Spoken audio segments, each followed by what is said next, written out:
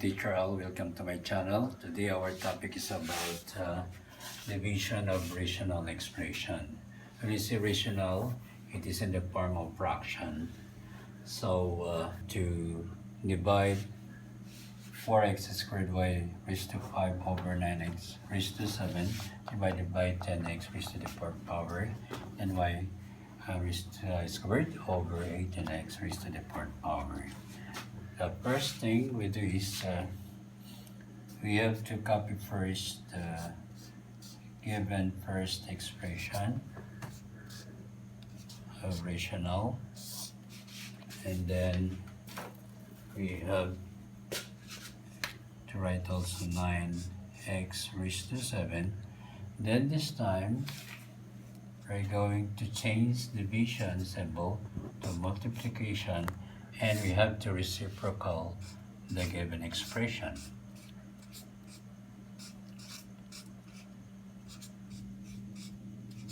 Copy. And then after that we're going to multiply horizontally, but in order to avoid greater product, we're going to use the cancellation method first. So we can divide 4 by 2 and also 10 by 2. We have 5. And we can divide 18 by 9. Then we have also 2 here.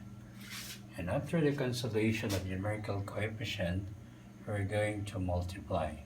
2 times 2 equals 4. Then 1 times 5 equals 5. Then after the numerical, our next step is to multiply the variable. For the numerator, we have x times x equals x. Then we have to copy to add the exponent. 2 plus 4, we have 6. Then for the y, we have 5 and 4. Oh no, it's only 5. And then for the x, the denominator, we're going to add also the exponent. 7 plus 4 because multiplication. Okay, we have 11. So we have 11 here. Then for the y, just only copy. And after that, we're going to, since this is division, we're going to minus the exponent of the variable. Copy the numerical first, and then we have to minus the variable, the exponent of the variable. 11 minus 6 equals 5. Since mataas yung denominator, so doon natin ilalagay yung difference na 5. Then y raised to 5 minus 2 here. So may natira pang 3 dun sa y. So ilagay naman natin sa numerator. So wala na yung denominator. So therefore, this will be now our final answer. For the second expression given here, we are going to, the same process, we're going to copy the first rational over 16a, and then division symbol change to multiplication. Then we have to apply the reciprocal or inverse. Into 45 minus 27a.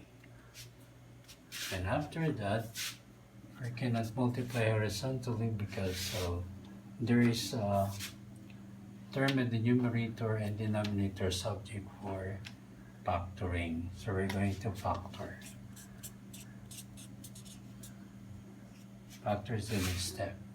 The factor of 9 and 15, so since we can divide the 9 and 15 by 3, we have to write 3, then 1 parenthesis, 9 divided by 3 is 3, and copy A.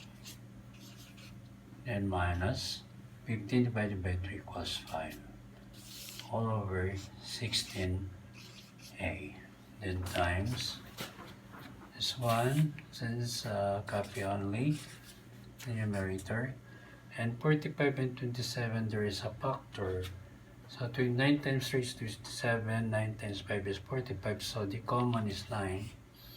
Then we're going to use one parenthesis, then divide 45 divided by 9 equals 5, minus 27 divided by 9 equals 3a.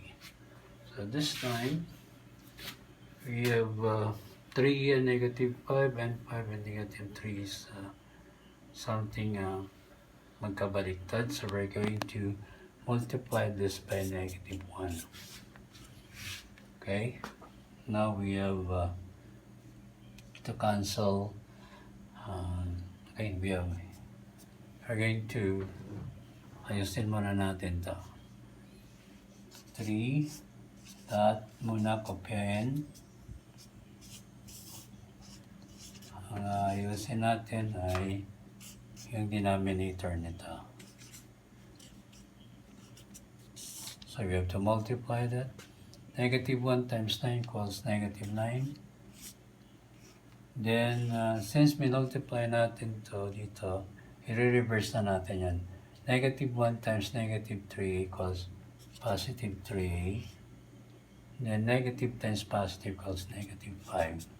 This time, parehas na po yung dalawa. So, pwede na po natin siyang i-cancel. Then, yung 9 at saka 3, pwede ma-cancel. And negative 3 na po natitira dito. Yung 8 pwede ma-cancel at saka yung 16.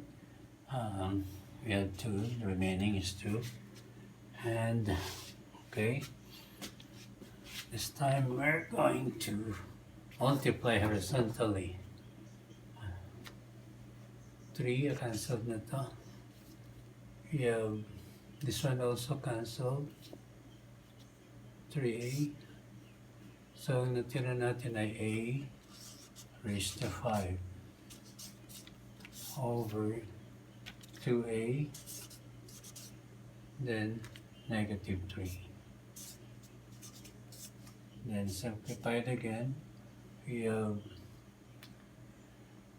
a and 5, a minus a, cancelled na po to. Yung a, titira na lang po natin ay a raised to 4 over 2 times 3, we have negative 6.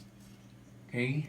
Or our final answer, we're going to multiply positive and negative equals negative. Nasa gitna na po yung sign dahil dinipend na po natin ito.